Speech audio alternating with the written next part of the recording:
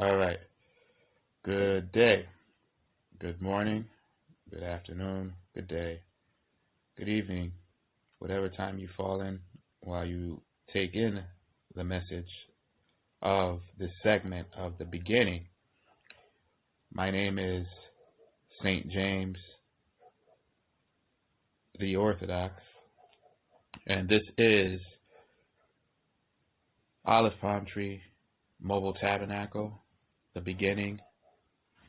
And the previous segment that I spoke on, we covered pretty much Noah, the ark, the covenant that Noah established with God, and also the event with his three sons.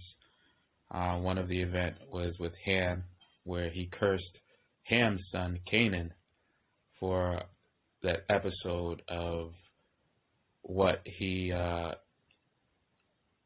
ran into in the tent after Noah had finished the vineyard. Noah became a farmer, finished the vineyard, got drunk, and laid naked.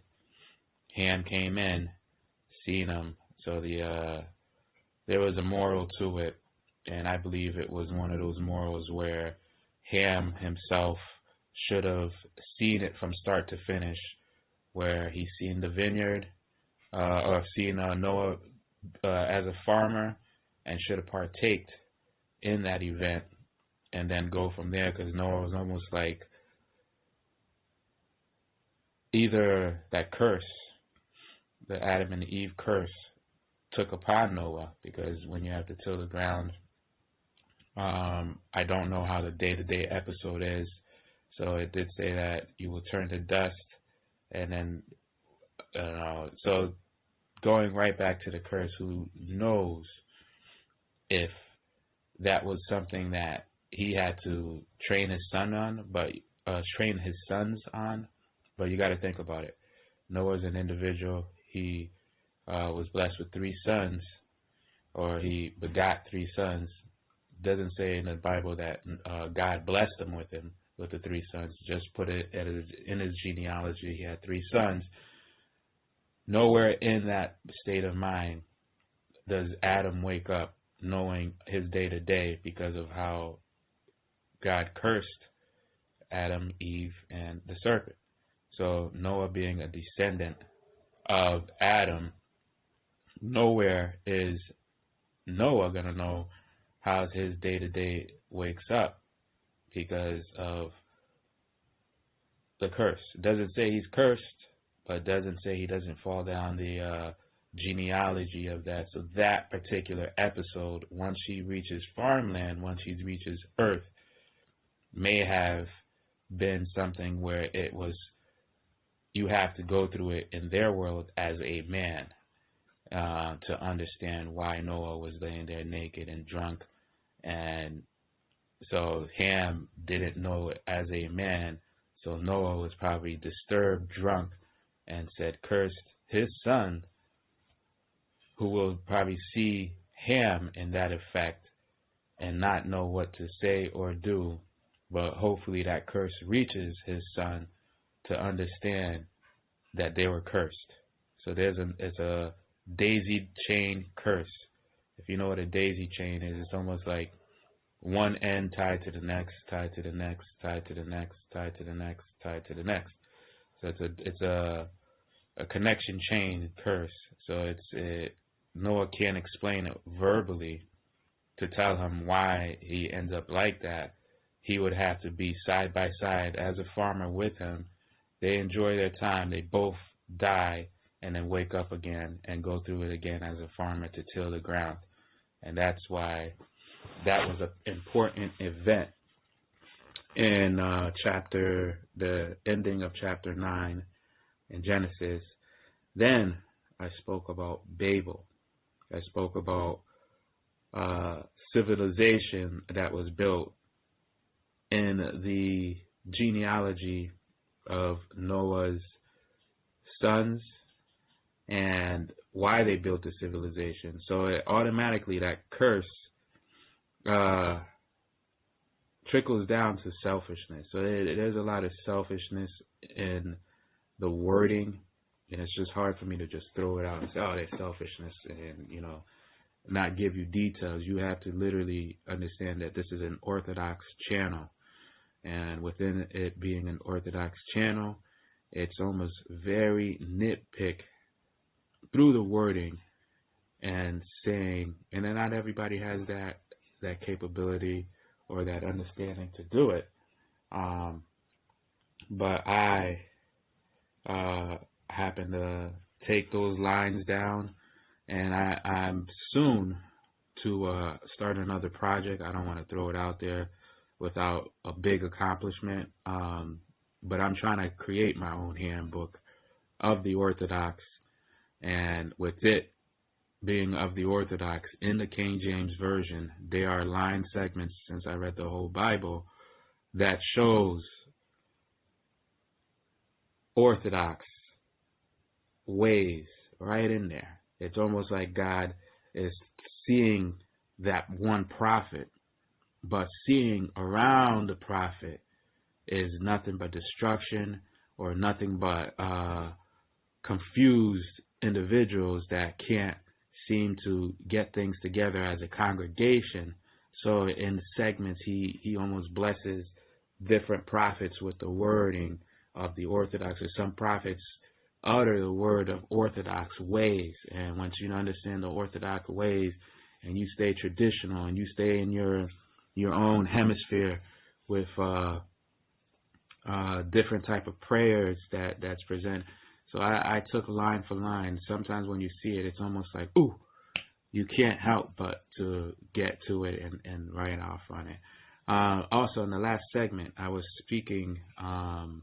So before I speak on the last segment, so I was speaking on bondsmen, bondswomen, free men, free women, and how these genealogies, the ascendants and descendants, created society and built cities, build communities, but they label it as cities, not communities. And when they built these cities, then they started doing a hierarchy uprise, but without God's consent. So you'll see it says ourselves, build ourselves. So the Tower of Babel indicated ourselves. And before the Tower of Babel, the last person who built their own city was Cain. And this was when he got led off to the wilderness. And he told, the only thing he made awareness of to God is that he did not want to go to the wilderness and have to worry about a next bigger beast eating him or taking him out for what he did to his brother. So God blessed him in a sense where if one of them takes you out, they're going to have to see by me sevenfold. It doesn't say it in those wordings, but I'm just giving you the short end of it. And it's pretty much saying God's going to take care of that situation, whoever decides to mess with him in the wilderness. So that's the only blessing that he was able to walk off with. And when he walked off with it, he built himself a city, found himself a wife, and then created a genealogy from that point, where Lamech was one of the aggressors in his genealogy. But we'll leave Lamech alone. I'm just venturing back to explain the first city that was built. And this is on the, you could say Cain is the evil side, because Cain was not respected by God, as it did indicate by words. So Cain was not respected by God, which is terrible, because the reason I say Lamech, because Lamech, they have a Tubal Cain, I think that's Lamech's son, was a craftsman of iron and bronze, excuse me. And with iron and bronze, that's almost somewhere in the Bible. It tells you where iron and bronze locks people in. I think that's the Moses era, and I'm not going to get too further in. Iron and bronze is the lowest of metal, compared to gold and silver. So iron and bronze is the downgrade of gold and silver. But he is the craftsman of it. Tubal Cain, so that's his descendant. So they started working with things like that on the evil end of things. So that's where, again, primitive is not good. It doesn't speak good, but it does speak of an error. So when I say primitive error, it's almost like the first of thought that you had as whatever they labeled you as. If you were a lion, what lions can't be primitive. Primitive is the first that were on 2 feet. So if you were an ape, what was the first thought and reaction in nature that you did, that you acted on? And that's primitive. So when I say primitive, it's almost like you want to say, okay, he has the first of, not the Adam and Eve. Adam and Eve was antediluvian. And after Adam and Eve, which we're coming up to right now, the Abrahamic era, is patriarch. So the antediluvian is not primitive. Primitive is the first. Antediluvian is the next. And then patriarch is the next. And this is a breakdown of almost like a generation that involves living beings, living animal living beings, and so it's hard to, it's almost of the first father of beings, of human beings. So just leave it at that. But primitive is, when you say primitive, you want to think Neanderthals, you want to think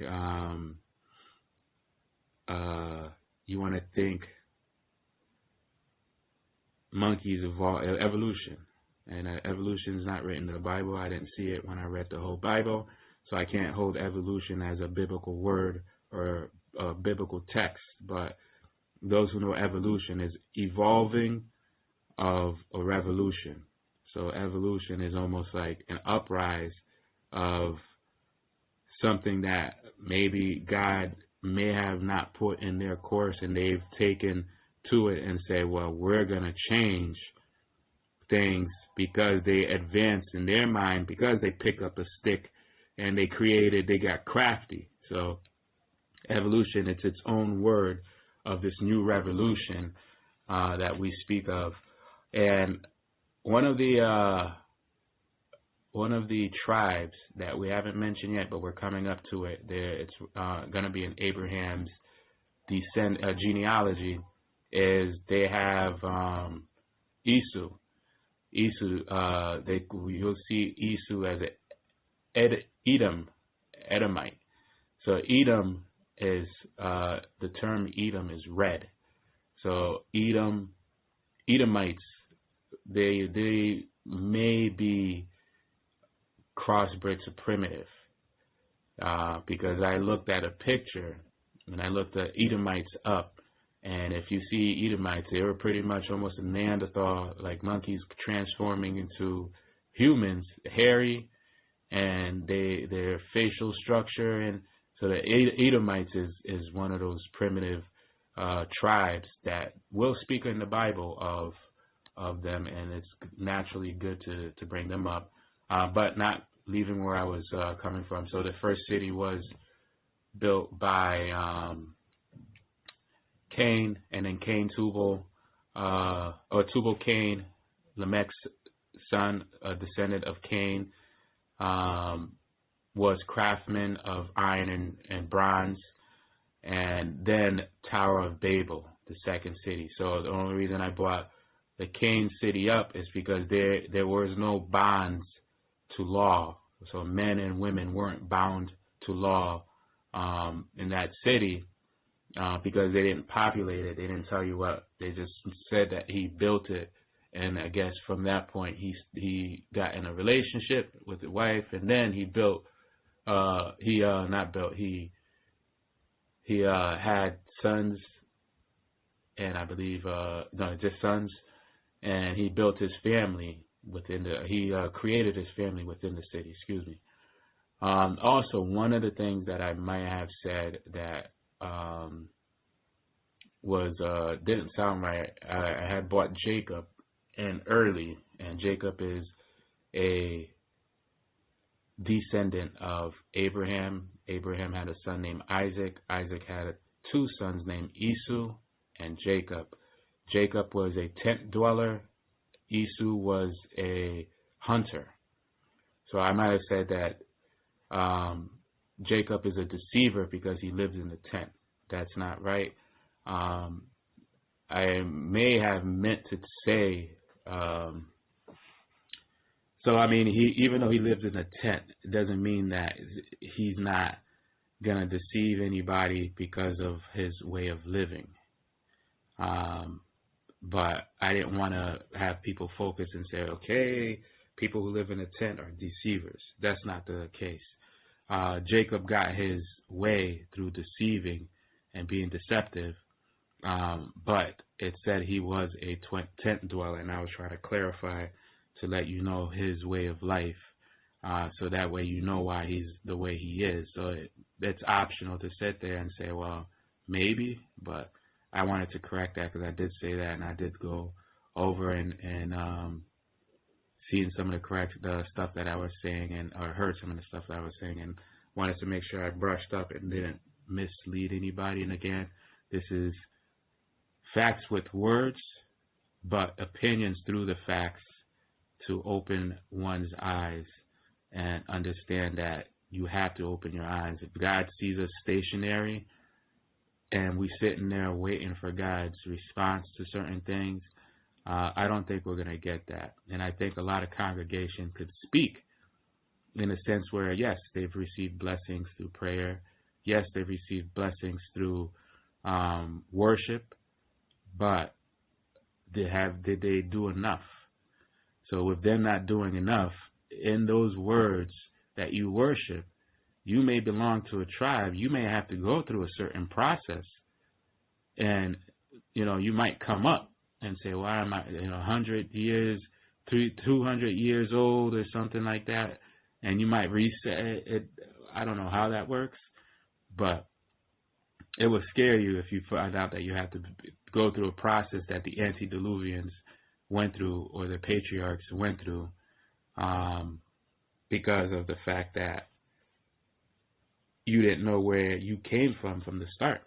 If I could wake up to that, I don't know how my life was prior, if I even had a life prior, taking as a fact that the spirit left the body and went in, and the Holy Ghost did its work, and then I was born.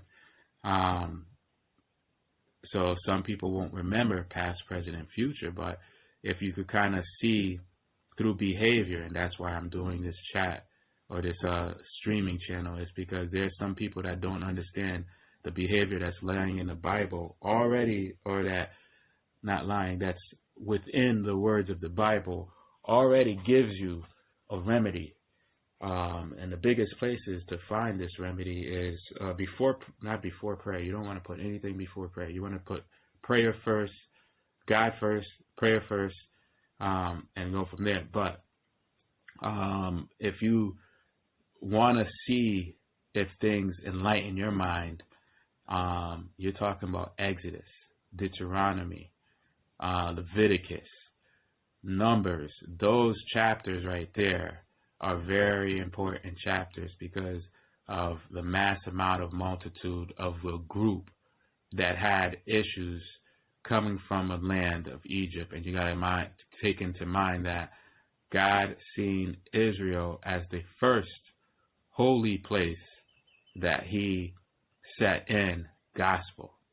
And that's a big thing. So when he had to destroy the Pharaoh in Egypt, that was a big event where he wasn't going to turn back to, because of the fact that he had to pull the children of Israel out of that was supposed to set the land of Israel as an example.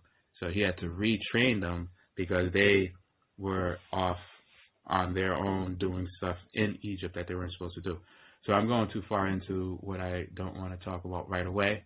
But going back to the Tower of Babel, yes, Lamech's son Tubal-Cain was a craftsman in iron and bronze, and thus the Tower of Babel is created. So you're talking about a genealogy that daisies off from Cain to Adam's genealogy to Noah's genealogy, and then mind you, the flood occurred in Noah. That wiped things out. Now Shem, Ham, and Japheth create their own genealogy. Thus, the Tower of Babel was created. Supposed to be one language, but as soon as they excluded God out of their work on the land that was not promised to them, God came in and scattered them all over the earth, and that one language that they all knew to communicate with, to work together, without God's help, became a broken language. So God took his power and set them straight, because when you think selfishly, it's only going to grow into a bad seed. And that's what the Tower of Babel, very important, because the Tower of Babel is a story that trickles to this very day, and what we have as different nationalities, so NATO is one of those things that's supposed to bring everybody together, speak one language, but the Tower of Babel could be an excuse for why NATO is the way it is, why NATO sees so much colors and flags of different countries and different people that come together, and they can't speak that one language to understand each other. So that's one thing that you want to take into account to match that up and say, oh, how ancient is it and how current is it for today? NATO. All right, so going forward and leaving the Tower of Babel alone, we find ourselves speaking about good old Abraham. So Abraham is an individual that is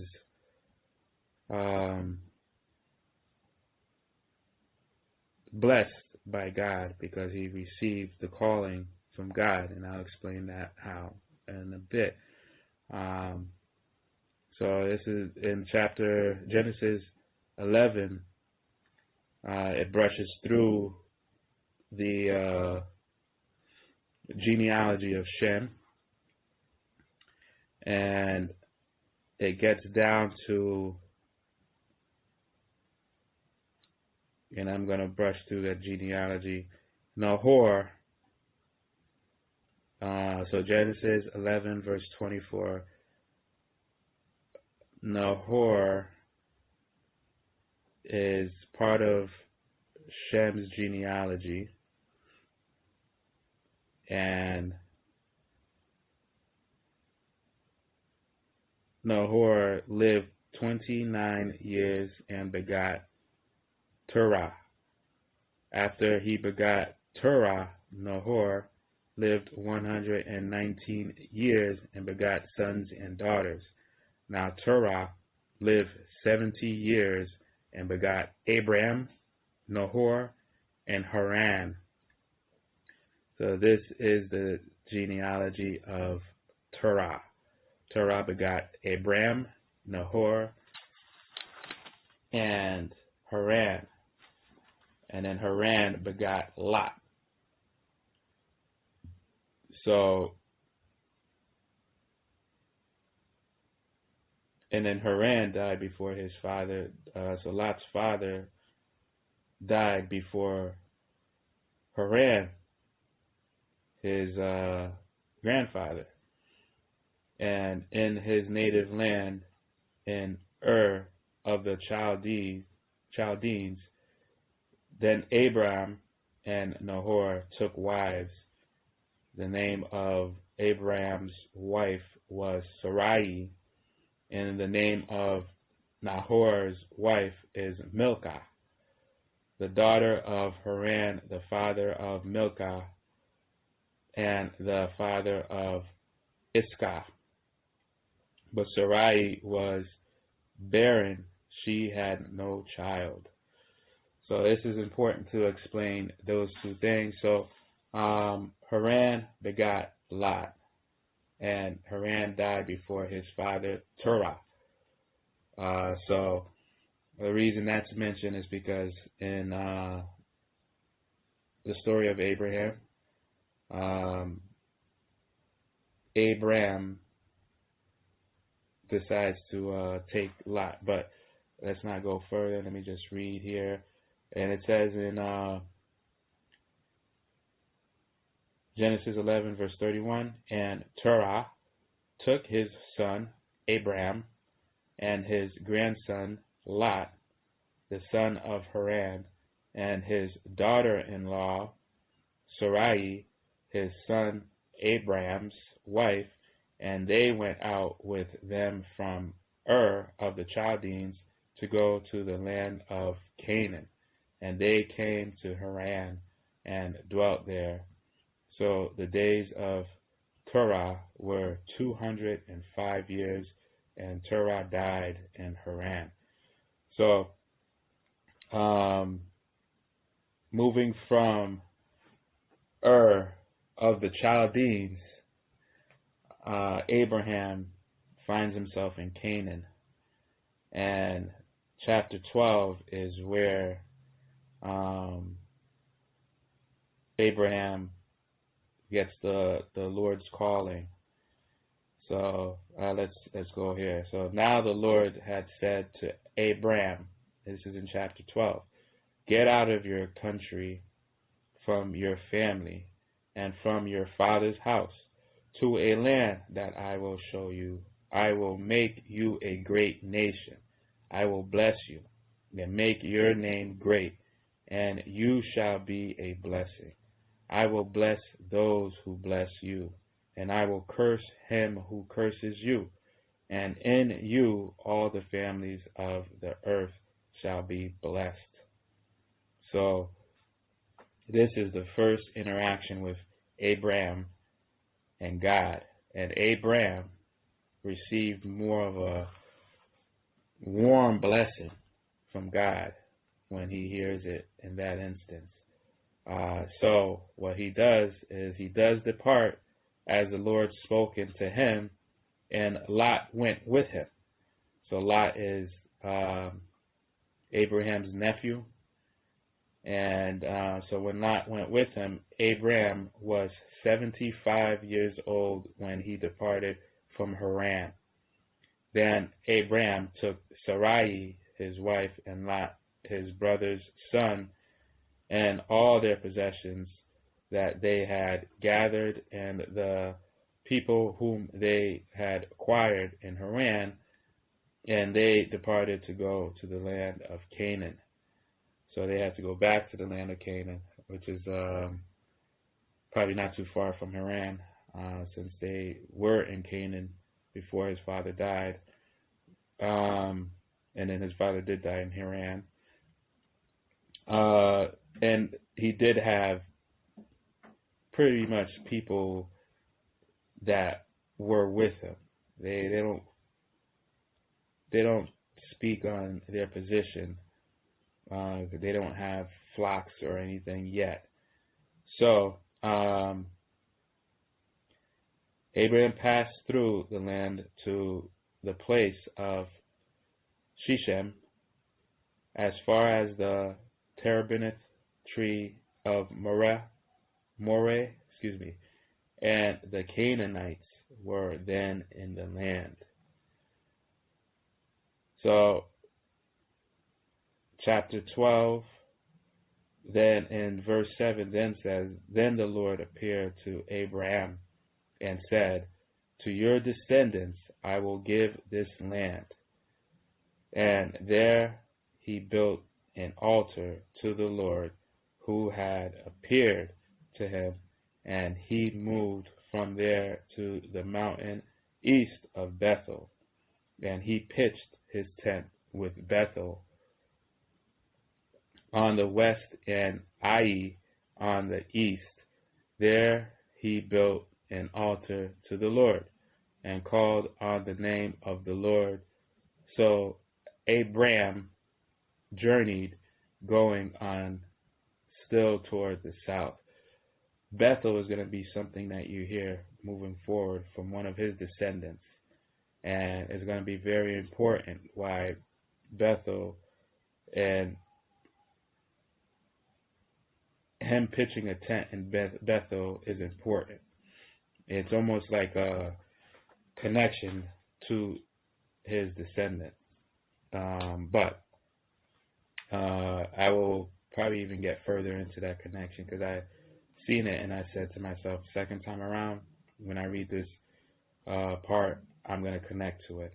Now there was a famine in the land, and Abraham went down to Egypt to dwell there, for the famine was severe in the land.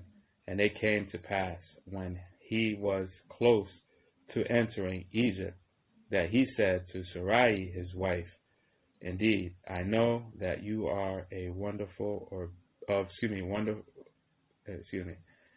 Indeed, I know that you are a woman of beautiful countenance.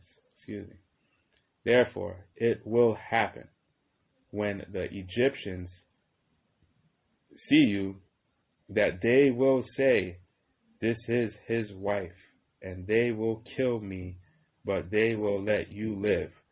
Please say you are my sister, that it may be well with me for your sake, and that I may live because of you. So that's a very important part right there, because you have to imagine how Abraham feels he's without faith. So Abraham was missing faith, but Abraham was a righteous man. So those are two very important things throughout the whole Bible: righteousness and faith. And I think I've spoken on that, righteousness and works. So Abraham, without the discovery of God being called to him, could have been just a righteous man on, sitting in a place, in a tent, pitching tents, gazing at the stars all his life, and then either tilling the ground every so often, or probably not even doing that, just gazing at the stars, seeing the change in the environment, and not killing at all, not even having the thought to kill at all. That you could get away with being righteous. That's just righteous. You don't even have to know God. But if God comes to you and says, whoa, you made it at 60 years old without taking a rock and hitting somebody in the head, or uprising on somebody, you're a righteous man. I like you. It's like almost a lottery right there, where God looks for that one person who didn't steal, who didn't hit. This is you. You are that person. You're a good person. I like you. And then he works with them, right? So with that being said, he did not have faith. Faith comes down the line already. Why? There's going to be one individual that will sacrifice his life and build faith for everybody to understand what faith is, to understand what they must do to not worry about things. Put it in the hands of God. And that's a very important segment that shows you the difference of righteousness and faith. Righteousness is not doing anything at all in your life, not even having a negative thought. What's there to have a negative thought? There's no movie that's going to show you action of somebody pulling out a knife, cutting somebody right in the chest, and then getting away with it, or being killed right there instantly, of survival. So Abraham did not even have primitive notions of reacting, right? So he tells her that, but in her mind, one could only think, what is the woman thinking at this point. So he breaks it down in a sense where she could sit there and say, okay, I get what you're saying, and I'm with you on that, and let's play it that way. But women's thought and mind after the situation tends to go north, south, east, west, and then Abraham's in trouble later on. But let's just leave it at that. It's just my notion on the whole situation. You might not see it paint a pretty picture when you read further on. All right, so when he does say that, and he says, so it was when Abram came into Egypt that the Egyptians saw the woman, that she was very beautiful. The princess of Pharaoh, also saw her and commanded her to Pharaoh. And the woman was taken to Pharaoh's house. He treated Abram well for her sake. He had sheep, oxen, male donkeys, male and female servants, female donkeys, and camels. But the Lord plagued Pharaoh and his house with great plagues because of Sarai, Abraham's wife. So in chapter 12 already, verse 1 through 3, he already laid down what Abraham was going to receive from God, what Abraham was going to see as a blessing. So on Genesis 12 verse 3, it says, I will bless those who bless you, and I will curse him who curses you, and in you all the families of the earth shall be blessed. So that was almost a hit, a direct hit that Pharaoh already disrespected or almost cursed Abraham. And curse, it could go any way. There's not a up. He has to show signs of green for it to work. No, the minute you show color of negativity or color at all, it's gonna, and I'm just using color as an example for the situation. It's almost like saying, what do you see? I don't see any color. Okay, well, then he doesn't curse him. What do you see? I see something negative, right? So negative to me is showing color, and then, so automatically it says, but the Lord plagued Pharaoh and his house with great plagues because of Sarai, Abraham's wife. Right, when you put that title right there, Abraham's wife. And Pharaoh called Abram and said, what is this you have done to me? Why did you not tell me that she was your wife? Why did you say she is my sister? I might have taken her as my wife. Now, therefore, here is your wife. Take her and go your way. So Pharaoh commanded his men concerning him, and they sent him away, and his wife, and all that he had. So Pharaoh wasn't dumb. Why? Because there's some people, just like in today's world, where certain things happen to them, for them to pinpoint their own mistakes and saying, it wouldn't rain this hard if we didn't do this to this man, or it wouldn't rain this hard, it wouldn't, a fire wouldn't break out if we didn't do this to this person. So the Egyptians are not, at least the pharaohs, I don't think is dumb, because their intelligence carries on somewhat through the book, the Holy Bible. But I don't want to take that and put it way up there. It's in the scripture reading. And I think because of what they call a plague is always been Egyptian history, in a sense where something went wrong, and sometimes it might have to be with the woman. So it's almost like okay, do something to the woman,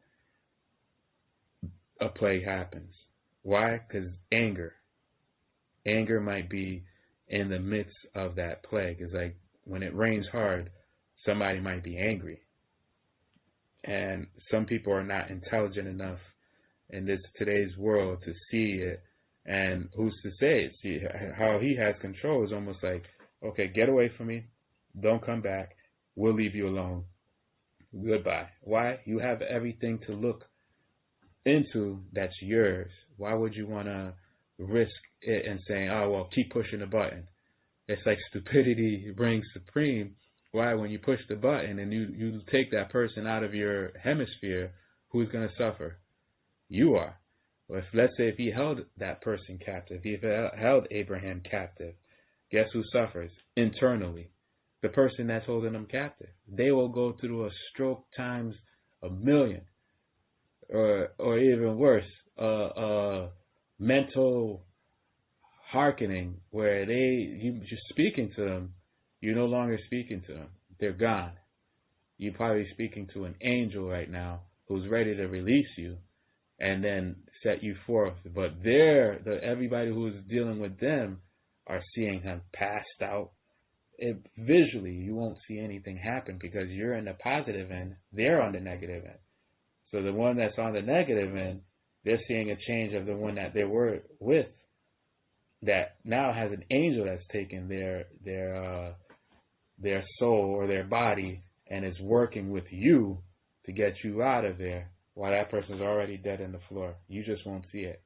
So things like that happen. So again, Pharaoh is smart enough to know a plague breaks loose. We know what that is. We've heard of it, and we'll let you go. So he does let Abraham and his wife go. Chapter 13 then follows. Then Abraham went up from Egypt, he and his wife and all that he had, and Lot with him, to the south. Abraham was very rich in livestock and silver and in gold. Okay, so I might have missed that part when it said it in chapter 12. I might have missed that part. So it does show that he did have possession with him at that point, but the Lord did not. I don't think I ran into that part where the Lord blessed him with the silver and the gold. And he went on his journey from the south as far as Bethel, to the place where his tent had been at the beginning, between Bethel and Ai, to the place of the altar which he had made there at first. And there Abraham called on the name of the Lord. Lot also who went with Abraham, had flocks and herds and tents. So now the land was not able to support them, that they might dwell together, for their possessions were so great that they could not dwell together. So I think as they go, God blesses them with the livestock, with the silver and gold. And this is almost what his father may have left them with, being righteous. In that sense, where being righteous, where you scour the land, you might find silver, gold, things that is of price, and you hold on to it, you obtain to it. And God may have been attempting to connect with Abraham at the time, and blessed them with things to find, like gold, silver, and those lands that he lived in tents with, under the ground. Whatever was there, whatever comes up from that point, you find it, it's yours. So those things are important to discuss, because you're going to wonder, well, how did he get rich? Was it all him? No. Whatever you find on earth, whatever you find in your journey that God has blessed you to open your eyes to and live, is yours. So, and I think during that point where Abraham was told by God he's going to make him a great nation, and this, that, and the third,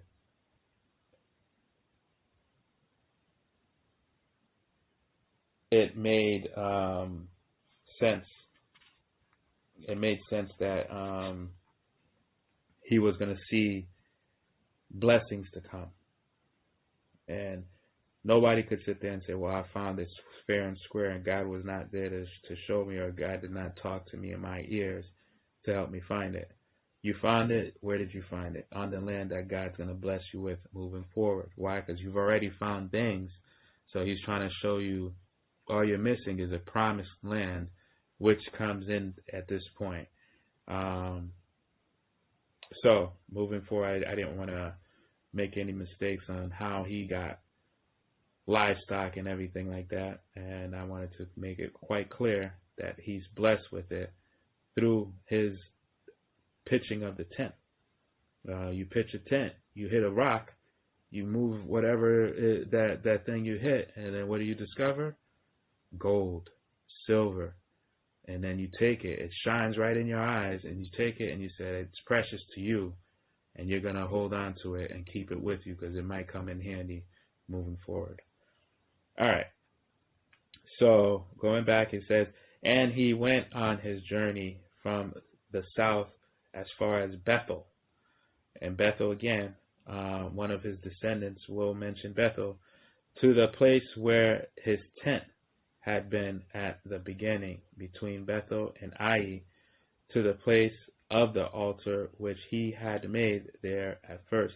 And there Abraham called on the name of the Lord, Lot also, who went with Abraham.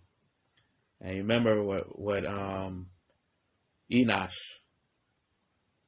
Seth's descendant, Seth's son, then the people started calling on the Lord. So this is one of those things where building the altar was Noah's way of, because he was connected right then and there. So building the altar is almost a symbolic spot to sit there and say, this is where God touched you much harder. I'm starting to realize that right now, where if I say, okay, where did I drop that coin, or where did I dig that coin, or where did God talk to me at this point? You would dig something symbolic and saying, this is where it happened. This is where I spoke to God, and he blessed me right here. So what do? You put up an altar. So that way, if you go back to that land and you see it and you address that altar in such a way that nobody goes there, that if anybody goes there, they see it and they'll almost treat it like it's an artifact. They'll almost treat it like it's a sacred symbol of some sort. They won't break it down, hopefully. So that was just an example of why they built an altar.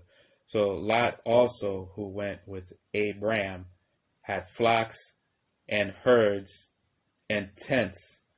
Now the land was not able to support them, that they might dwell together, for their possessions were so great that they could not dwell together. And there was strife between the herdsmen of Abraham's livestock and the herdsmen of Lot's livestock. The Canaanites and the Perizzites then dwelt in the land. So Abraham said to Lot, please, this is a part right here in Genesis 13, verse 8, another important part where Abraham shows a righteous manner and doesn't start any strife or any problems. So it says on verse 8, so Abraham said to Lot, please, let there be no strife between you and me, and between my herdsmen and your herdsmen, for we are brethren. Is not the whole land before you? Please separate from me. If you take the left, then I will go to the right. Or if you go to the right, then I will go to the left.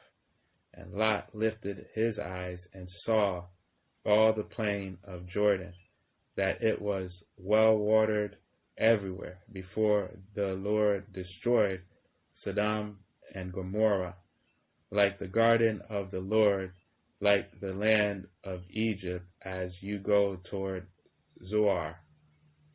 So then Lot chose for himself all the plain of Jordan, and Lot journeyed east, and they separated from each other. Abram dwelt in the land of Canaan, and Lot dwelt in the cities of the plain, and pitched his tent even as far as Sodom. But the men of Sodom were exceedingly wicked and sinful against the Lord. So this is where I mentioned that city was going to come up, where the Tower of Babel was near Shinar. Tower of Babel was built almost, so let me see. They spoke of Sodom, Gomorrah, as far as Gaza. So Gaza was, and this is in the genealogy of Ham, the genealogy of Ham, and yeah. So Gaza and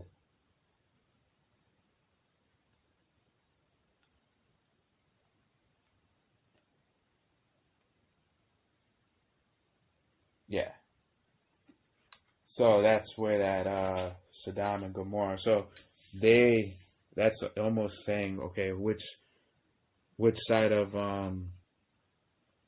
the Noah genealogy of his sons did that create? I think there was different tribes that settled there. So some of the tribes that mentioned in Sodom, Gomorrah.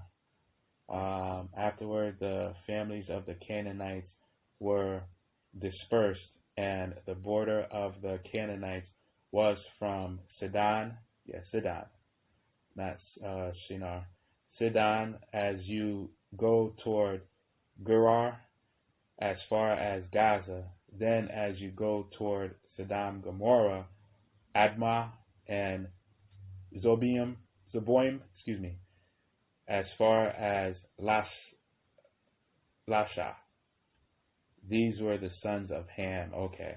So Ham is the one that made Sodom, Gomorrah, or at least the sons of Ham settled in that area. Does it say that they did anything? No. But if they were there, one could only think why Ham's son Canaan was cursed. But Lot made the bad choice, because at this point, what happens when you pitch tent is you are almost claiming land until you either overpowered. Because if you claim land and you grow, you make a living for several years. When I say several years, almost 10 years plus. Who's to say you build more men?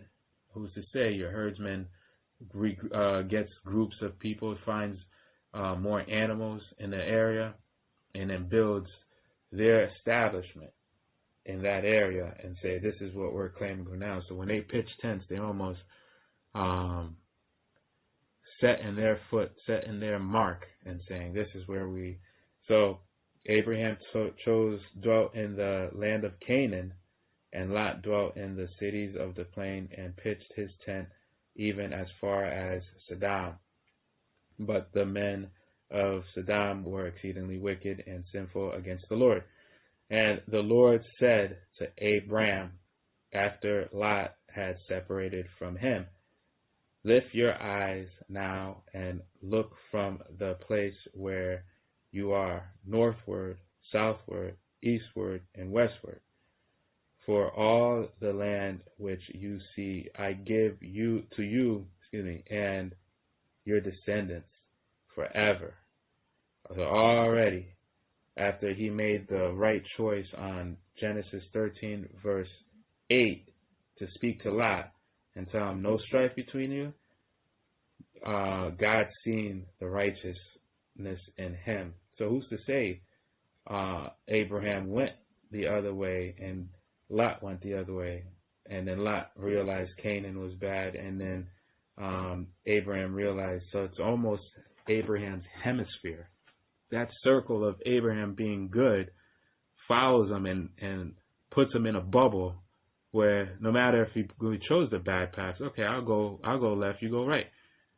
And it's perfect in Abraham's side. And then he said, okay, then Lot, let's say if Lot changed his mind last minute and they switched, it'd be perfect on that same side that Abraham resides, and bad on that because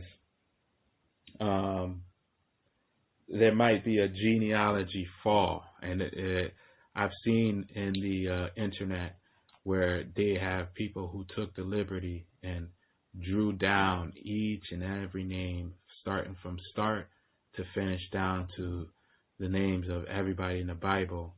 And it's almost like a, how do you say it, a timeline drop of, people. So you could almost do a genealogy. Where I mentioned a genealogy. The doctors have a way to a genealogy way of saying, okay, black-haired, orange-haired. Who did they take that side from? The mother, the uncle. Okay, that might be inheritance of one of your great uncles for this kid. It's almost like routing it. So they have those things. And what I'm saying to you is, because Abraham was a righteous man from start to finish, it follows him wherever he goes. So Haran, who begot Lot, they did not speak much of what Haran did, but he died early. God did not give him a long life, a prosperous life. He died before his father. Maybe a story behind that. And this is just the Holy Bible. They might have lost pages, but I don't force anybody within a congregation to go look for lost pages. I only tell you to stick to what you know, which is in the Holy Bible. But it is important to see the key points of strong words like righteousness, faith, and see within the characters who has it. And I'm pointing it out right now. The reason Abraham was blessed in Genesis 12, verse 1 through 3, is because of him. What was in him to do nothing. What was in him to probably just pitch a tent, scour the area, see what he finds, and then he displays it just between, imagine, pitching a tent. So I said earlier I didn't want to put Jacob, his descendant, in the spot of being a deceiver, because I read something earlier, because with words nowadays, anybody could deceive anybody. Start a conversation with somebody and see if it won't start off as deceive. I was saying that he's one of those individuals that I don't want to say that a person who pitches a tent is a straight deceiver. No, but yes, in a sense where you have nothing but a place to sleep and pitch your tent. If somebody comes up to you and says, whose land is this? This is your chance to open your mouth and deceive. So Abraham is one of those guys that will take somebody who comes up to him and sit there and say, listen, we can share it both. If you take half of it right here for yourself and this other half right here for myself, we'll be two happy individuals. If you need something from me, you come towards my end, see me. So that's how Abraham worked with Lot on Genesis 13, verse 8. And very important, that small segment will tell you how to receive the Lord's blessings, right? And the Lord said to Abraham, so he said it to already, you're going to be blessed with the northward, the southward, the eastward, and the westward. Look around you. All of that's going to be yours, right? Which is big. Then it says right here, and I will make your descendants as the dust of the earth, so that if a man could number the dust of the earth, then your descendants also could be numbered. Arise, walk in the land through its length and its width, for I give it to you. So automatically, God puts him in that hemisphere where the people he comes in across to and touches are big in his eyes, but when Abraham goes in his side, they are under his feet.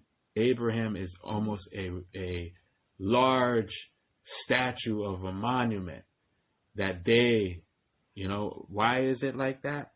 Because of their ways. Who started the strife? Nobody knows. It could have been Lot's side that started the strife. Why? Because Abraham had the gold and silver. It said it where? Chapter 13, it started it. It says, then Abraham went from Egypt, he and his wife and all that he had, and Lot with him, to the south. So Abraham had a wife. They did not speak of Lot's wife yet. So with that being said, you could only imagine how a young individual would feel about tagging along with Abraham, and Abraham, it just says it on Genesis 13 verse 2, Abraham was very rich in livestock, in silver, and in gold. Not Lot, but somehow, some way, Lot gained that possession of some of it, because he had just enough. He might as well give you some of this stuff, and you take it, and you ride with me. So Abraham was a giver from the start, or a person that shared from the start, and never had any problems with anybody. And that's how God likes to see it, right? So very important when you see God bless him and saying, listen, you're doing things bigger than you can think. Those people that are with you right now, it's almost like God's taking their words that he doesn't even think to say, but he should say, saying they're going to be as small as you think.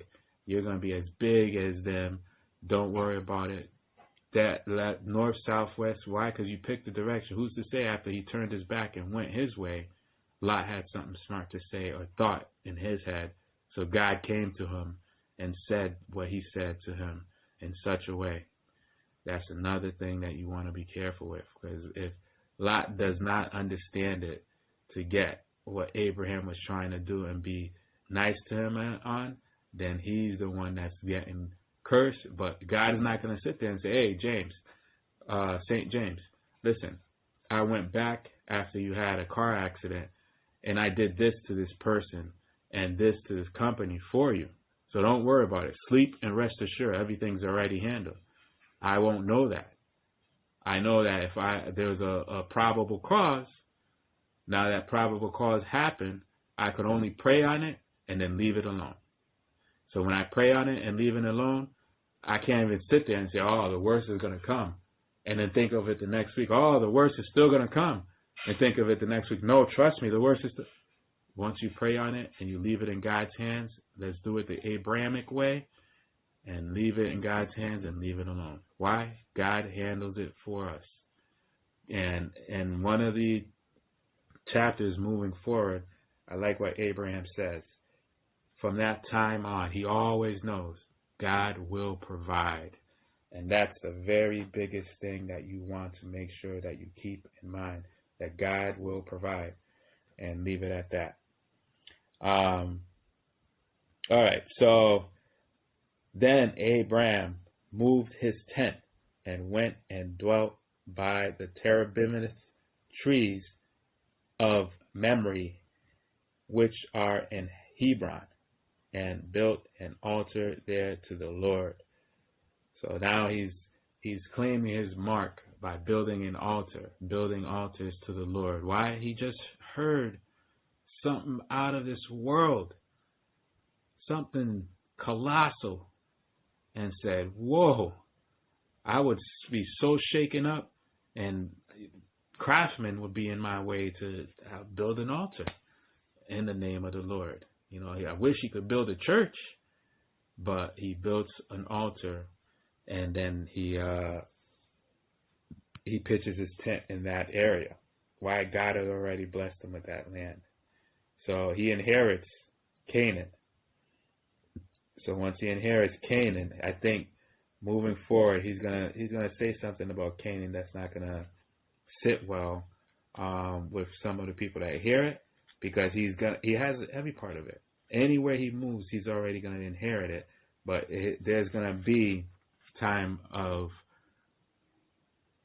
of argument that may sit there and say, oh, you know what, I don't want to go back there because something bad happened. Why? I gave the person everything I have, and they had strife against me. So why would I, so then you're going to feel so scary of not going back to that land because of that small thing that happened. It might have been, strife is not a strong word, but it's a strong word. It's almost going into transgression right there. So he might have witnessed certain things, or something might have happened, and it might have been big to stomach for him, and saying, I'm not going back there no more. And that's why God talked to him, because he held it inside and never outburst.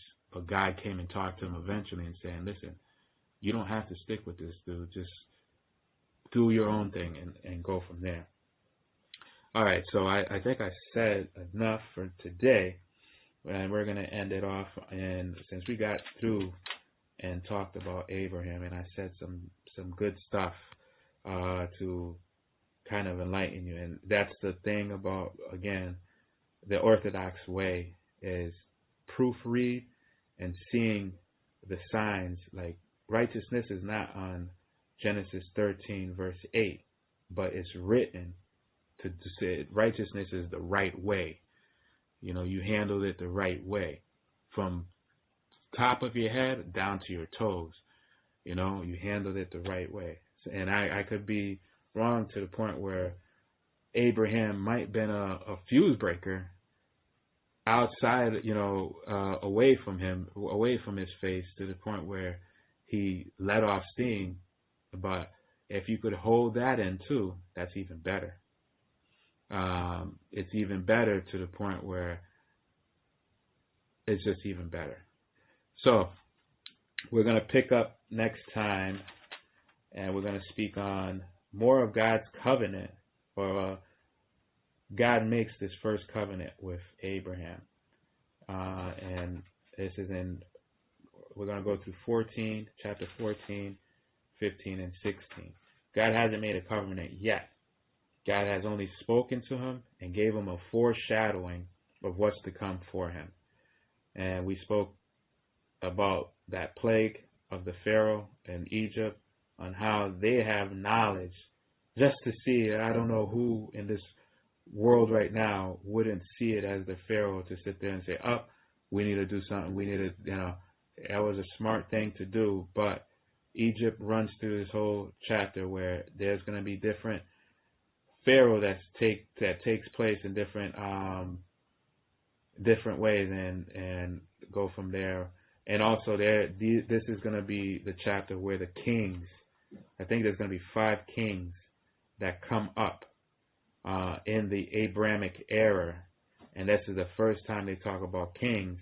And it's almost like God, who blessed them with the southward, northward, eastward, westward, is almost saying that, listen, there's people that's already talking about bigger. You remember the Tower of Babel and everything? They scattered those people over. They might have took a portion of their mind, and they're speaking the Babel language, the blabbling around language. That king portion of it, without God's blessing, without God's consent, is the Babel, the babbling of the lips. Because God spoke to who? Abraham. And when God spoke to Abraham, he's already telling them, giving them foreshadowing, a forewarning. You may walk into somebody who says that they're a Pharaoh, they're a king. Don't worry about it. You're going to be much bigger than that. So 14, 15, 16 will come up. Just bear with me. Thank you for listening. And I will talk to you guys or speak on this next, and look out for it. Thank you.